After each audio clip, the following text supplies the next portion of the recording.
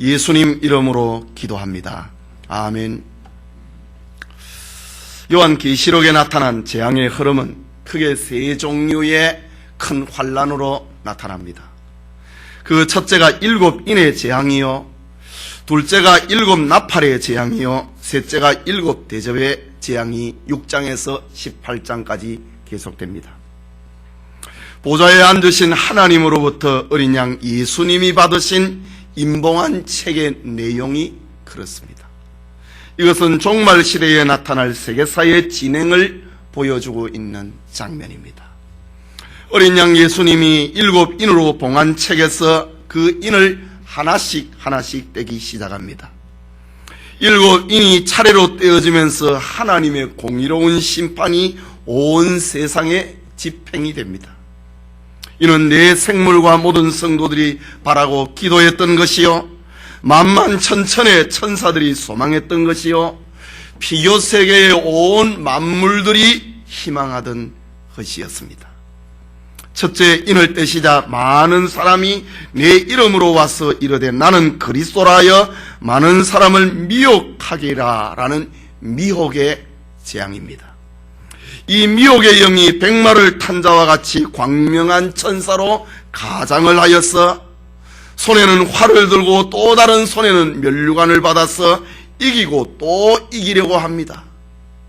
미혹을 하고 또 미혹을 하는 영혼을 사냥하는 일들이 벌어집니다. 이 첫째 재앙의 해에 빠지지 않기 위해서 성도들은 깨어 있어야 됩니다. 하나님의 말씀을 굳게 잡는 것입니다. 적그리스도와 거짓 선지자들의 미혹에서 돌아서고 벗어나야 하는 것입니다. 둘째 인을 떼시자 붉은 말을 탄 자가 등장합니다. 붉은 말이라고 하는 것은 피 흘림을 의미를 하는데 처참한 재앙과 파괴의 전쟁의 재앙을 가리킵니다. 말세의 특징 중에 하나가 인간관계의 증오로부터 시작이 되고 서로 싸우고 피를 흘리는 것입니다. 이것은 주님이 이루어 놓으신 이 평화를 제거하는 재앙입니다. 원수 마귀 사단은 성도들의 마음을 격동을 시키고 마음에 상처를 주고 서로 낙심하게 만들며 생명의 길을 걷지 못하도록 서로 싸우는 전쟁을 일으키는 붉은 말탄 자의 재앙이 나타납니다. 이 둘째 재앙의 해에 빠지지 않으려면 어떻게 해야 되는가? 마음을 격동시키는 자들에게서 돌아서야 됩니다. 아무리 격동시켜도 그것을 하나님 앞에 토해내어야 하나님이 주신 화평을 빼앗기지 않을 수 있습니다. 이것이 세상과 재앙을 이기는 성도들의 지혜입니다. 앞으로 이런 일이 일어난다, 이것을 알려주신 것만 하여도, 성도들이 이 사실을 알고 있는 것만 해도 하나님으로부터 오는 은혜이고 그것을 피할 수 있는 길을 알려주고 있는 것이 요한계시록의 기록의 또 다른 목적입니다. 앞으로 이런 재앙이 온다, 이것을 대비를 해야 된다, 피해야 된다, 깨어 있어야 된다, 이것이 계시록의 기록 목적입니다. 그럼에도 성도들이 견디기 어려운 일들을 만나게 됩니다. 그러나 성도들은 이런 속에서도 용기를 잃지 말아야 됩니다. 이유는 참새 한 마리가 공중에 날다가 떨어지는 것이라도 하나님의 허락 없이는 안 된다고 하는 하나님의 허락 속에서, 하나님의 주권 속에서 이루어지는 재앙이기 때문입니다. 어린 양 예수님이 그 인을 떼신 것입니다. 심판의 주체자가 우리 주님이십니다. 이것이 둘째 재앙 가운데 베풀어 주시는 하나님의 은혜다. 하나님께 허락을 받아서 재앙을 일으키더라 라는 말입니다. 이 시간 계속되는 요한계시록 강의 7인을 떼심, 지난 시간에 이어서 계속해서 살펴보고자 합니다. 첫째는 본문에 나타나는 셋째 인입니다. 검은 말 탄 자가 출현을 합니다. 본문 5절의 말씀 같이 읽읍시다. 셋째 인을 떼실 때에 내가 들으니 셋째 생물이 말하되 오라 하기로 내가 보니 검은 말이 나오는데 그 탄자가 손에 저울을 가졌더라. 사도 요한이 어린 양 예수님이 인을 떼시자 거기에서 검은 말이 튀어나오더라. 그런데 검은 말이 나오는데 그 탄자의 손에 저울을 가지고 있더라. 이 환상을 요한이 보고 있습니다. 여기에 검은색이라고 하는 말은 일반적으로 슬픔과 비애와 황폐함을 나타내는 색으로 생각되어 왔습니다. 본문에 어린 양께서 셋째 인을 떼시자 검은 말이 나오는데 손에 저울을 가지고 있더라 라고 합니다. 성경에서 저울은 언제든지 기근과 동반해 되었을 때 기근을 설명을 할 때에 저울이라고 하는 말이 함께 나옵니다. 예레미야 26장 26절에 보면은 너희 떡을 구워 저울에 달아 주리니 너희가 먹어도 배부르지 아니하리라. 기근의 상황입니다. 떡을 구워 가지고 저울에 달아준다. 조금이라도 더 달라, 적게 달라. 이것 때문에 떡을 저울에 달아주는데 그 떡을 먹어도 배부르지 아니하리라. 예루살렘 멸망시를 얘기를 하고 있는 예레미야의 예언입니다. 에스겔 4장 16절에는 내가 예루살렘에서 의뢰하는 양식을 끊으리니 백성이 경급 중에 떡을 달아서 먹으리라.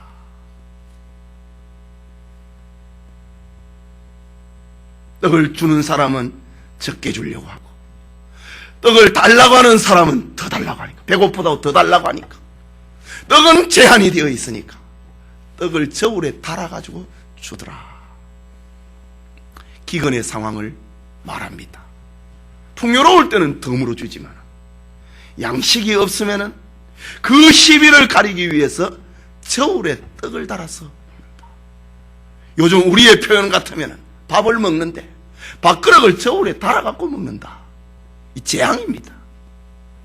마지막 날에 음식을 저울에 달아서 먹게 되는 대기근이 나타날 것이다 라고 합니다. 예수님의 감람산 설교에서도 마지막 때에 민족이 민족을, 나라가 나라를 대적하여 일어나겠고 처처의 기근과 지진이 있으리니 이 모든 것이 재앙의 시작이니라 고 했습니다. 예수님의 이 감람산 예언은 요한계시록 6장에서 정확하게 재해석이 되고 있습니다.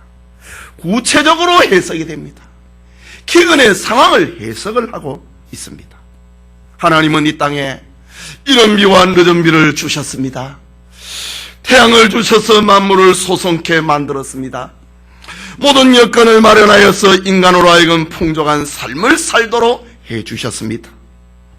그럼에도 사람들은 하나님의 은총을 감사할 줄 모르고 도리어 하나님을 대적하고 원망하고 패역합니다. 그 결과 이 세상 마지막 때에는 하나님께서 기근으로 심판하겠다라는 말입니다.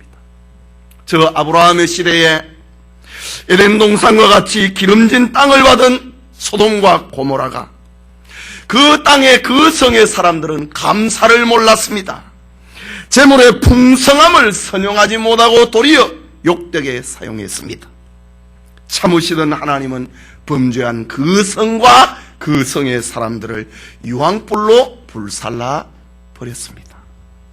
그렇다면 오늘 우리는 우리에게 주신 여건 속에서 하나님께 감사할 줄 알아야 됩니다. 풍성함을 가난한 자와 나눌 수 있어야 된다는 말입니다. 재물을 지혜롭게 사용할 줄 알아야 되는 것입니다. 재물을 지혜롭게 사용하지 못하니 하나님께서 기근을 보내어서 심판한다 이 말입니다. 계속되는 6절 말씀을 보면은 내가 내 생물 사이로서 나는 듯한 음성을 들으니 가로되 한 데나리온의 밀 한 대요 한 데나리온의 보리 석 대로다 라고 합니다. 아주 구체적으로 처처의 기근이 일어난다고 하는 예수님의 감람산 설교를 구체적으로 예수님이 밝힙니다. 문자대로 밝힙니다. 여기에 밀 한 대, 이것은 건강한 남자가 먹을 수 있는 하루의 양식입니다. 한 데나리온은 당시에 노동자들이 하루 품삯에 해당되는 화폐입니다. 보통 때는 한 데나리온을 가지고 밀 12대나 해서 16대를 살 수 있습니다. 흉년 때는 12대를 살 수 있고 풍년의 때는 16대를 살 수 있는 돈이 한 데나리온입니다. 그리고 보리는 더 많이 살 수 있는 곡물입니다. 그런데 셋째 재앙의 때에 일어나는 기근, 검은 말 탄 자가 등장을 하는데 그 손에 저울을 가진 자가 나타나는 이 재앙의 때의 기근은 곡물의 가격이 평소보다 12배나 폭등한다. 극심한 인플레 현상입니다.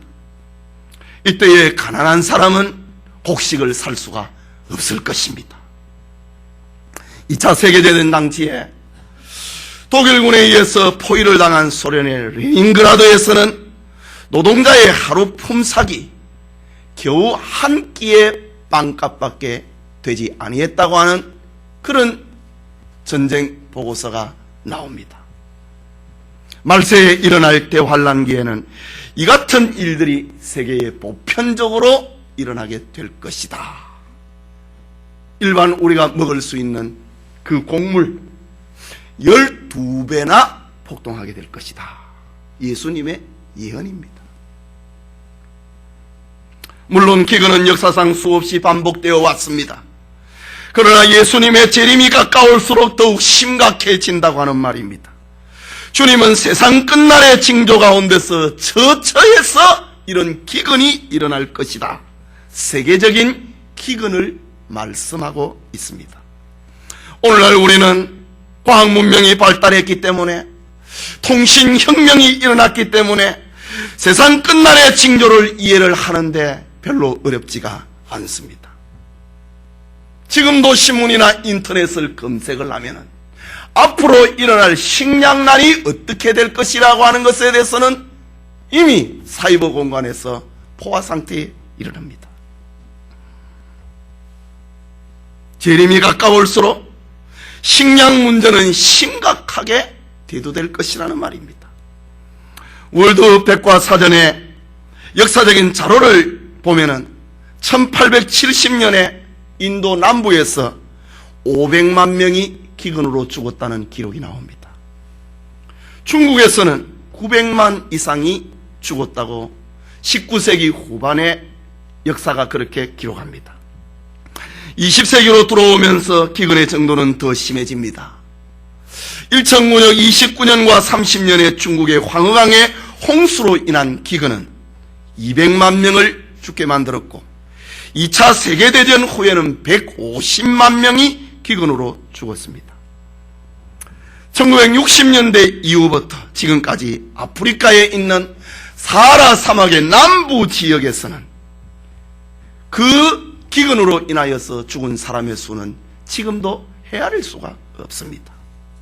1990년대에 저 북한에서 일어난 200만 명의 굶주려 죽은 사건은 이미 사실이 되어버렸습니다. 그러나 현재의 식량 위기는 2차 세계대전 이후에 더 심각한 상황으로 나아가고 있습니다. 이러한 현상은 단순하게 부의 편제 혹은 국제 역학관계에서였던 관리를 잘못해서 일어나는 것하고는 좀 다른 양상입니다.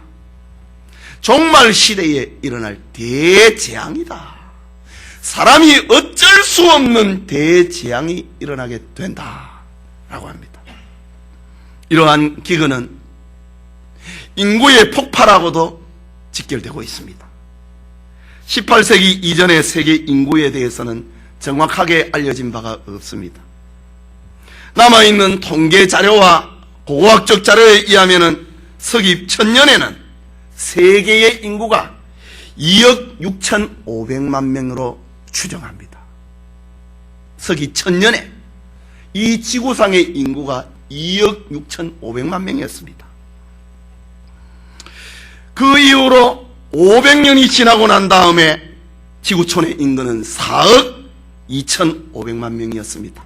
500년 만에 2배로 늘어났습니다. 그리고 1900년에는 16억 2500만 명이었습니다. 400년 만에 4의 제곱이 되어버렸습니다. 그리고 작년에 2012년에는 세계 인구 현황 보고서는 세계 인구는 70억을 넘어버렸습니다. 그리고 2050년에 세계의 인구는 90억이 됩니다. 그리고 21세기 말에는 세계의 인구는 지금의 상황으로 가면은 153억이 됩니다. 앞으로 90년 남았습니다. 150억이 넘어갑니다. 그렇다면 지구에서 일어나는 기근과 인구 폭발의 역비례는 가히 죽음을 예상할 수밖에 없습니다. 세계 최고의 인류학자였던 아놀드 토인비 교수는 만약 핵전쟁이 일어난다면 문명을 유지하기 위해서 필요한 사람들이 살아남지 못할 것이다. 만약 핵전쟁이 일어나지 않는다면 인구가 너무 불어서 지구상의 생활을 불가능하게 만들어버릴 것이다. 토인비 교수는 이렇게 정의했습니다. 이처럼 기근으로 말미암는 대재앙이 인류에 서서히 다가오고 있습니다. 지난 9월 한 달 전입니다. 국제구호단체인 옥스팜에서는 2050년, 지금으로부터 한 30여 년 정도밖에 안 남았습니다. 25년에 이르게 되면 인구 증가와 기후의 변화로 인하여서 전 세계 인구의 20%가 기근에 놓이게 될 것이라고 지난달에 발표했습니다. 오늘날 우리는 검은 말탄자가 일으키는 셋째 재앙이 임박하였음을 어쩔 수 없이 우리는 알게 됩니다. 그러나 이것을 예수님께서는 2000년 전에 알려주고 있습니다. 그렇다면 이것이 인류 미래에 일어날 전부인가? 우리는 성경의 다음 메시지를 주의 깊게 보아야 됩니다. 이것이 성경의 기록의 목적입니다. 본문 6절에 내가 내 생물 사이로 나는 듯한 음성을 들으니, 마지막에 있는 말씀, 감람유와 포도주는 해치 말라 라는 말입니다. 이것이 성도들에게 주는 위로의 메시지입니다. 여기 내 생물 사이에서 나오는 듯한 음성이 누구의 소리인가? 내 생물 주변에 가운데 계시는 분은 하나님입니다. 하나님의 소리입니다. 검은 말탄자가 손에 저울을 가지고 대기근을 일으키는데 하나님께서 말을 하기를 감람유와 포도주는 해하지 말아라. 마치 요압에게 그 생명은 사탄에게 요압의 생명은 건드리지 말아라 라고 하는 것처럼 내 생물 사이에서 나는 듯한 그 소리가 감람유와 포도주는 해하지 말아라 라는 소리가 들려오는 것을 요한이 들었습니다. 그렇다면 감람유와 포도주가 무엇인가? 여기 말하는 감람유와 포도주는 성전 제사에서 사용되는 것입니다. 또 감람유와 포도나무는 보통 곡식보다는 뿌리가 깊이 내립니다. 이런 목적, 하나님의 성전에 사용되고 있는 감람유와 포도주, 이런 목적, 이런 성질을 가지고 있는 감람유와 포도나무는 성도들에게 자주 비유되었습니다. 말하자면 대재앙의 기근이라고 하는 환난 속에서도 하나님은 자신의 목적을 위하여서 자기 백성을 보호한다. 이것입니다. 둘째 인을 떼실 때 일어나는 재앙 속에서 하나님의 허락을 통하여서 성도를 보호한다고 들려주었듯이 셋째 인을 떼실 때 일어나는 재앙 속에서 하나님은 감람유와 포도인 성도들을 보호한다고 하는 하나님의 메시지가 내 생물 사이에서 들려오고 있습니다. 예컨대 아방시대에 오바다는 극한 환난 가운데서도 100명의 선지자들을 숨겨놓고 떡과 물을 공급하였습니다. 엘리야 시대에 사렙다 과부와 그 아들에게는 진리의 종 엘리야와 더불어 먹고 살 수 있는 기적의 떡과 기름이 있었습니다. 이것은 온 천하가 기근 속에서도 진리 운동을 하고 있는 사람, 진리 운동을 위하여 하나님께 믿음의 뿌리를 굳게 내리고 있는 성도들을 하나님께서 보호하신다고 하는 말입니다.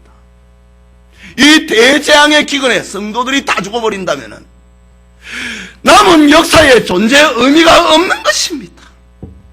하나님께서는 택자와 불택자를 구분해내기 위하여서 하나님 앞에 그 뿌리를 깊이 내리고 하나님의 성전에 감람유와 포도주를 공급을 하는 성도를 살려놓는다, 이 말입니다. 시편 33편 8절과 19절에도 예언하고 있습니다. 여호와는 그 경외하는 자 곧 그 인자하심을 바라는 자를 살피시사 저희 영혼을 사망에서 건지시며 저희를 기근에서 살게 하시는도다. 하나님을 경외하고 하나님의 인자하심을 바라보는 감람유와 포도주로 비유된 성도들은 하나님께서 살려준다. 기근에서 저희를 살게 만들어준다. 이것이 셋째 재앙 가운데서 일어나는 하나님의 위로입니다. 그러나 문제는 성도들이 말세에 하나님께 대한 신앙의 뿌리를 든든히 내리느냐, 여기에 달려 있습니다. 오늘 얼마나 많은 사람들이 예수를 믿는다고 하면서 세상의 온갖 근심을 다 짊어지고 살아가고 있습니까? 이것은 신앙인의 참모습이라고 할 수는 없습니다. 참된 신앙인은 내가 사망의 음침한 골짜기로 다닐지라도 해를 두려워하지 않는 것은 주께서 나와 함께 하심이라, 이런 고백을 실천하는 사람입니다. 이런 사람이 엘리야요 사렙다 과부인 것입니다. 셋째 재앙의 해를 받지 않도록 하나님께 믿음의 뿌리를 깊이 내리는 성도님 되시기를 소원합니다. 하나님이 장차 되어질 일에 대해서 알려준다 이거죠.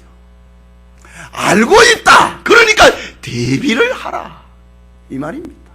믿음의 뿌리를 하나님께 내리라. 하나님을 경외하고 그를 의지하는 자를 하나님께서 사망에서 살피시고 기근 가운데서 저를 지켜주신다. 그 네 생물 사이에서 나는 듯한 소리, 감람유와 포도주는 해하지 말라 라는 들려오는 소리를 사도 요한이 듣고 위로를 받고 있는 장면입니다. 넷째 인입니다. 청왕생 말을 탄 자가 출현을 합니다. 본문 7절과 8절 우리 같이 읽읍시다. 7절입니다. 넷째 인을 떼실 때에 내가 넷째 생물의 음성을 들으니 가로되 오라 하기로, 내가 보면 청왕생 말이 나오는데 그 탄자의 이름은 사망이니 음부가 그 뒤를 따르더라. 저희가 땅 4분의 1 권세를 얻어 검과 흉년과 사망과 땅의 짐승으로서 죽이더라. 첫째 인부터 시작해서 지금 넷째 인으로 오고 있습니다. 점점점 무서운 재앙이 벌어집니다. 여기 청황색이라고 하는 말, 누르스름한 녹색의 청백성을 띠고 있는 모습입니다. 이것은 사망의 공포를 나타냅니다. 청황색은 시체의 빛입니다. 공포의 색입니다. 어린 양 예수님이 그 네 번째 인을 떼시자 넷째 생물이 소리를 지릅니다. 오라 하기로 나오라 하니 청황색 말을 탄 자가 거기에서 나오더라. 그 청황색 말의 이름은 사망이더라, 죽음이더라. 그런데 죽음 다음에 따라오는 것이 무엇인가 보니 음부더라, 지옥이 그 뒤를 따라오고 있더라. 라는 광경을 보고 있습니다. 첫째인의 흰말은 적그리스도의 미혹으로 말미암아 영원히 병들어 버리고, 둘째인의 붉은 말은 재앙으로 화평이 제거된 미움과 다툼이 일어나는 것이요, 셋째인의 검은 말은 극심한 기근의 재앙을 말을 하고 있고, 이제 넷째인의 청황색 말은 죽음을 나타냅니다. 점점 지구의 종말을 향하여서 점점 달려가고 있는 구체성을 알려주고 있습니다. 미혹이다, 미움이다,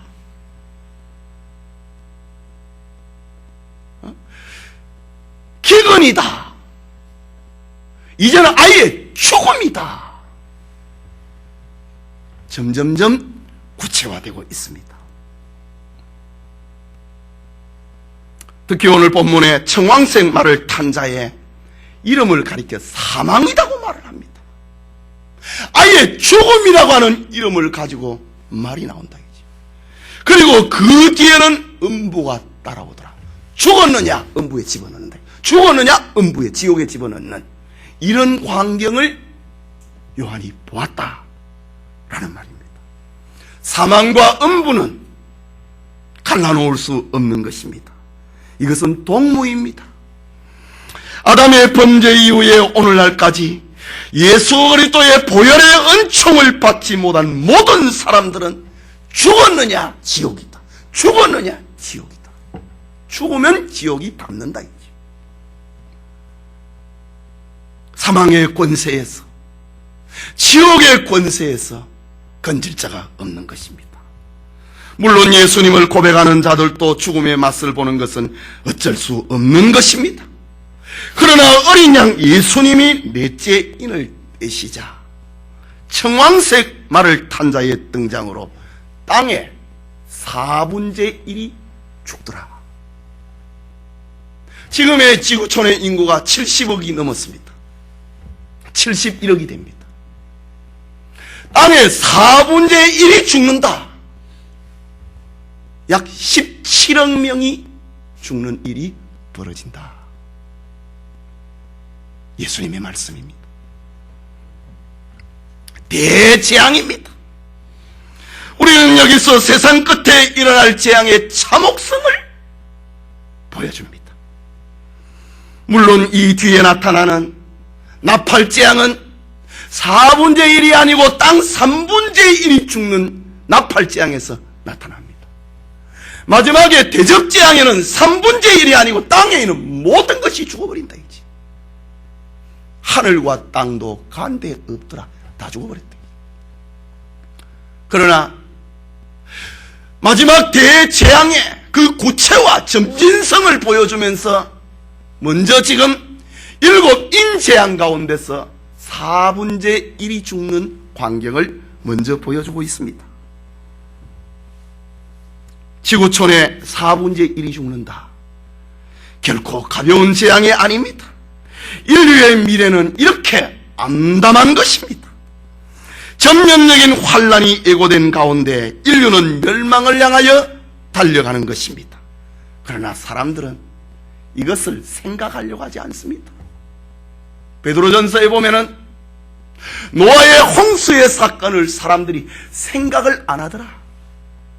말세에 종말이 온다고 하는 사건을 사람들은 불어 잊어버리려고 하더라 라는 것처럼 땅에 4분의 1이 죽는 이런 일이 우리 앞에 놓여 있는데 사람들은 생각 안 한다 이지.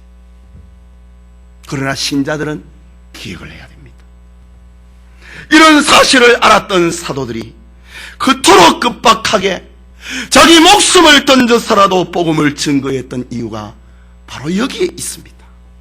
심판의 참혹성을 알았기에 사도 바울은 나의 형제 곧 고륙 친척을 위하여 내 자신이 저주를 받아 그리스도에게 끊어질지라도 나는 원하는 바라. 내 고륙 형제를 전도하여 구원할 수 있다면 내가 지옥에 가도 나는 그것을 받겠다. 심판의 참혹성을 안 바울의 고백입니다. 이것이 바로 성도들이 정말 신앙 앞에서 가져야 될 생각입니다. 심판의 참혹성을 안다면 바로 형제들을 주님에게로 인도해야 된다는 말입니다. 형제에 대한 이끌난 사랑을 복음 증거로 나타내어야 된다 이 말입니다. 시퍼렇게 황색의 색깔을 띠면서 땅의 4분의 1의 사람이 죽는다. 죽으면은 그 영혼을 담아서 지옥에 넣는다. 이런 재앙이 있는데 우리가 어떻게 해야 되겠느냐? 복음을 전해야 된다 이 말입니다. 음부에 그 영혼이 던져지지 아니하도록 천국으로 들어가도록 전도해야 된다. 다음 주에 살펴볼 말씀은 5번째 재앙인데, 제단에서 죽은 제단 아래에서 죽은 자들의 그 기도 소리가 등장을 하는 다음 주에 5째 재앙을 보겠습니다.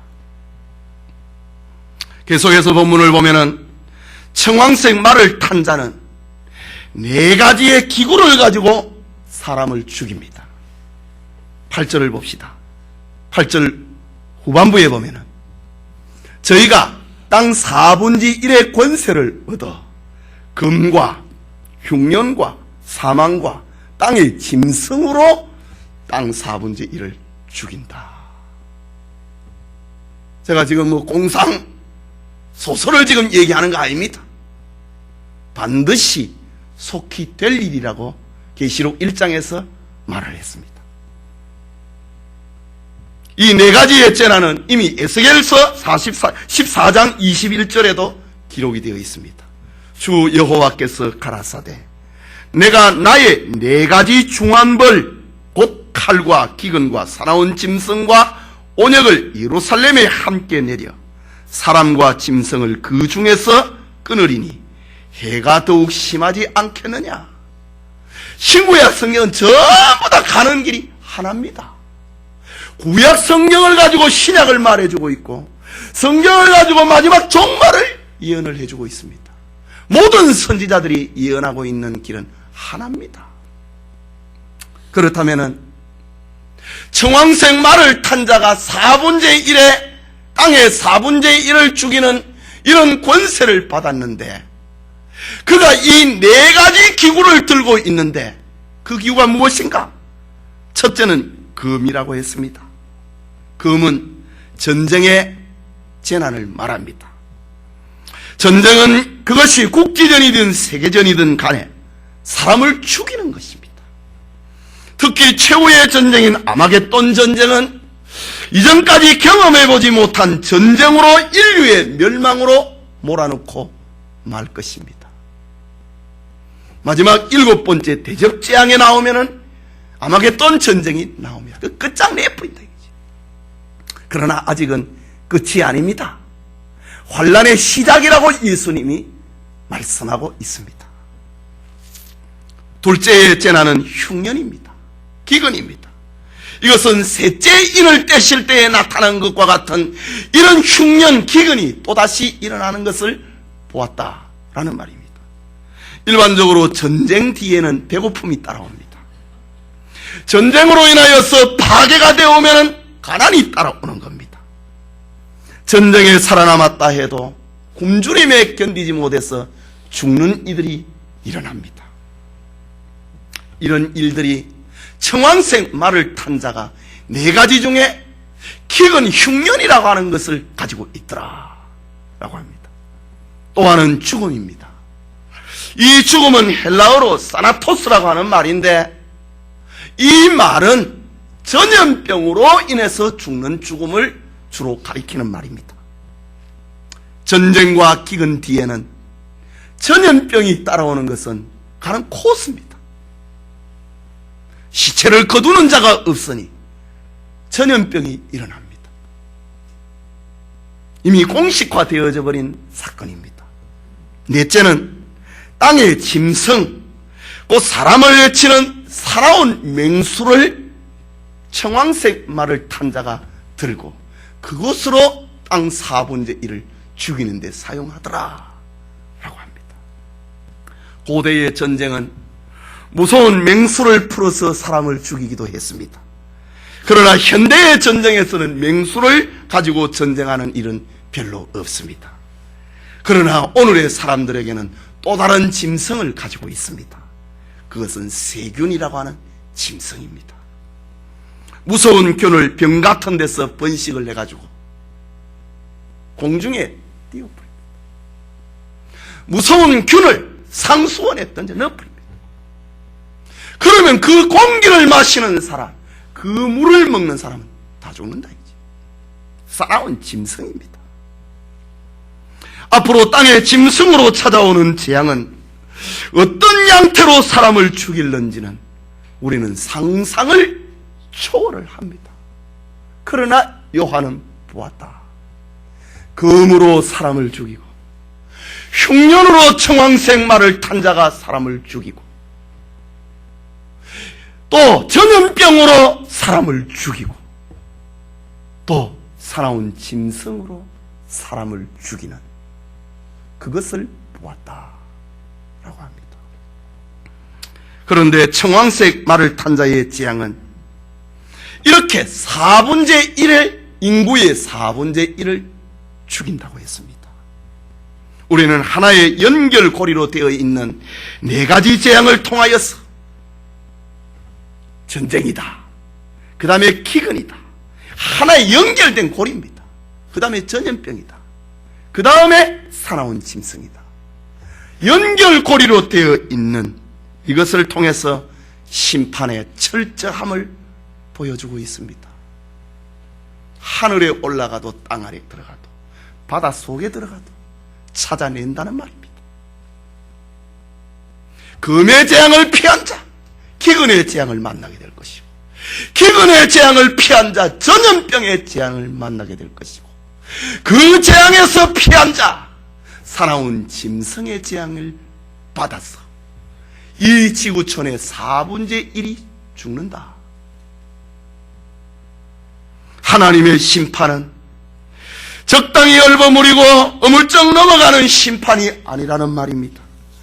모든 죄인들을 샅샅이 찾아낸다는 말입니다. 모든 죄를 파헤쳐서 철저하게 대가를 지불하게 만드는 완벽한 재앙이요 냉혹한 심판이라고 하는 말입니다. 이런 일이 벌어진다. 그러나 우리는 여기서도 성도들을 위로하는 하나님의 말씀을 찾을 수 있습니다. 7가지 재앙, 인재앙에서도, 나팔재앙에서도, 그리고 대접재앙에서도 어김없이 하나님의 위로가 나타납니다. 이거는 성도들을 위한 메시지입니다. 8절에 보니까 저희가 땅 4분의 1의 권세를 얻으라는 말입니다. 이 얻으라고 하는 이 말은 청황색 말을 탄 자가 검과 흉년과 사망과 짐승의 을 가지고 땅의 4분의 1을 죽이는데도 그 권세는 하나님으로부터 온 것임을 알려주고 있는 말입니다. 참 우리 성도들이 얼마나 위로받아야 될 말입니까? 재앙이 일어났다. 이것은 나를 구원하신 하나님이 일으킨 거라 이지. 나를 나되게 만들기 위하여서, 내 신앙의 불순물들을 제거하기 위해서, 나를 깨어있도록 하기 위한 하나님의 재앙이다. 두려워하지 마라 이거지. 내가 너를 지키기 위한 재앙이라고 하는 하나님의 메시지입니다. 아무리 무서운 재앙이라도 하나님의 주권 아래서 벌어진다. 결코 청황색 말을 탄 자가 이 지구촌을 지배를 하는 동무대가 아니라고 하는 말입니다. 하나님이 허락해야만 죽이는 것이다. 얼마나 큰 위로입니까? 사도 요한이 정말 무서운 땅의 4분의 1이 죽는 이런 광경 속에서도 하나님의 자비의 소리를 보고 듣고 있는 것입니다. 그러므로 종말에 나타날 모든 재앙은 우연이 아닙니다. 그것은 운명도 아닙니다. 하나님의 허락 속에서 되어지는 일입니다. 자기 백성을 구원하기 위함이고, 회개하지 아니하는 불택자를 심판하기 원하시는 하나님의 섭니다.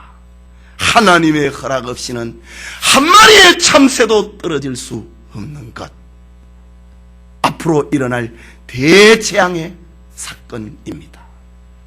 그렇다면 우리는 이런 재앙 속에서 하나님을 보아야 됩니다. 하나님의 공의를 볼 줄 알아야 됩니다. 그러므로 성도들은 최후의 날에 부끄러운 죽임을 당하지 아니하도록 영광스럽게 주님을 맞이할 수 있도록 준비해야 된다는 말입니다. 넷째 재앙의 화를 당하지 아니하는 성도님 되시기를 바랍니다. 그렇다면 자신에게 진실된 믿음이 있는가 늘 점검을 해야 하는 것입니다. 이런 재앙을 베푸는 것은 내가 너를 구원하기 위함이다. 보아라, 회개하지 아니하면 이렇게 된다. 그것을 알려주기 위한 하나님의 허락 속에서 벌어지는 인류의 대재앙인 것입니다. 성도 여러분, 보좌에 앉으신 이의 오른손에 있는 책을 취하신 어린 양 예수님께서는 인류 구원을 위한 하나님의 계획서와 인류 심판의 계획서인 그 봉안인을 떼십니다. 첫째 인을 떼시자 백마가 탄 자가 나와서 활을 가지고 나와서 미혹을 하고 또 미혹을 하더라. 이겼다. 영혼을 사냥했다. 이기고 또 이기더라. 면류관을 받고 또 받는 미혹의 영이 등장합니다. 영혼을 사냥하는 재앙입니다. 둘째 인을 떼시자 붉은 말 탄 자가 나와서 땅에 화병을 지어버리고 사람끼리 서로 죽이는 재앙입니다. 주님이 이루신 화평을 대적하고 도전하는 재앙이 일어난다. 오늘 받은 말씀에서 셋째 인을 떼시자 검은 말 탄 자가 출현을 하여서 음식을 저울에 달아먹는 대기근이 일어남을 알려줍니다.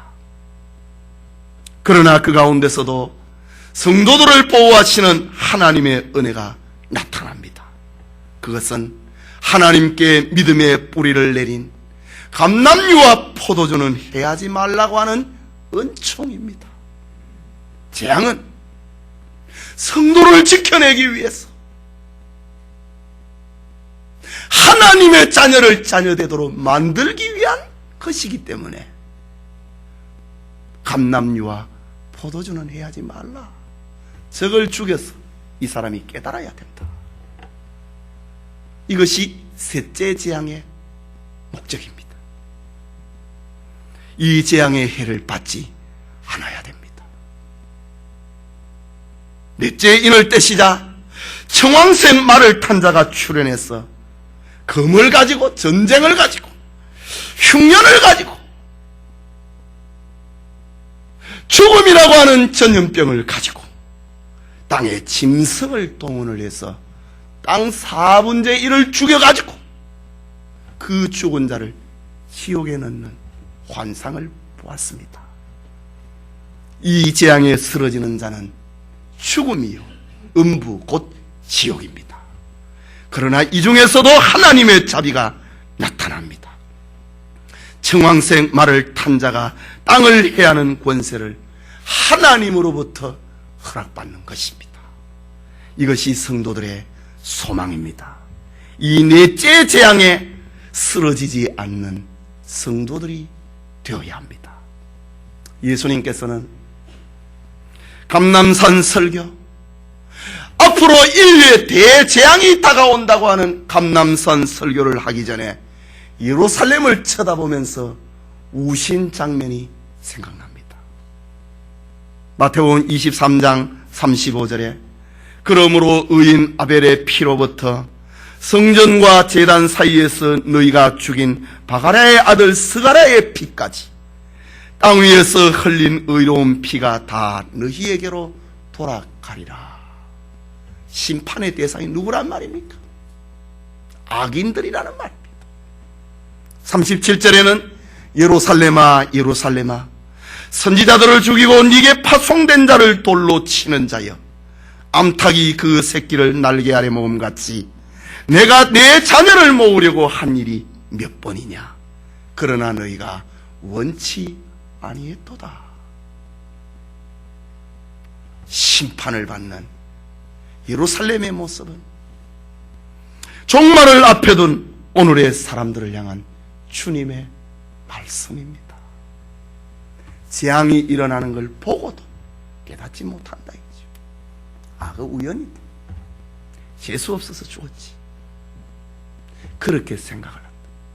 암탉이 새끼를 모음같이 내가 너희를 모으려고 한 적이 몇 번이냐. 첫 번째 재앙, 두 번째 재앙, 세 번째 재앙, 네 번째 재앙을 통해서라도 하나님은 자기 백성들이 깨닫기를 원하신다 라는 말입니다. 우리 중에는 종말의 진정한 시와 때를 아는 자는 아무도 없습니다. 그러나 주님은 성도들에게 깨어있으라고 합니다. 깨어있는다고 하는 이 말은 기도로 깨어있는 겁니다. 감사로 깨어있는 것입니다. 회개로 깨어있는 것입니다. 요한계시록 2장과 3장에 깨어라고 하는 그 말은 어김없이 회개를 말하는 것이었습니다. 하나님의 말씀을 읽고 암송하고 행함으로 깨어있는 것입니다. 그렇다면 성도들은 하나님의 말씀을 부지런히 배워야 되고, 말씀을 배울 수 없을 때가 오면 들었던 말을 되새김질하면서, 새김질을 하면서 성도들은 살아야 된다는 말입니다. 조선 왕조에서 제일 훌륭한 왕은 세종대왕입니다. 세종은 어느 날 경상도 진주골에 사는 사람이 자기 아버지를 죽였다고 하는 소식을 세종이 듣게 됩니다.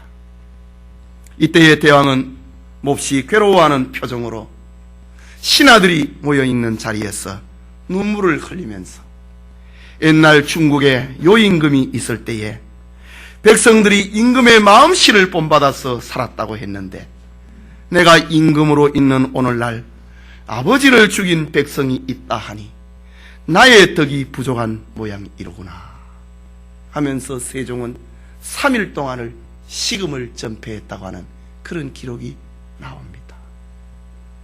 우리는 타산지석이라고 하는 말이 있듯이 역사와 인간관계에서 일어나는 사람을 통해서도 우리는 깨달아야 됩니다. 남의 잘못을 탓하고 욕하고 원수를 갚기 위해서 계획하는 일을 접어야 됩니다. 하나님의 자녀된 성도들은 언제나 성경 속에서 자기를 돌아봐야 되고 회개해야 되고 그리스도인의 삶을 살아야 되는 것입니다. 이것이 하나님의 마지막 대재앙의 해를 받지 아니하는 길입니다. 종말 환란의 계시 앞에서 재앙에 쓰러지지 아니하고 근신하고 깨어서 주님의 재림을 준비하는 은총이 우리 모두와 함께하기를 축원합니다.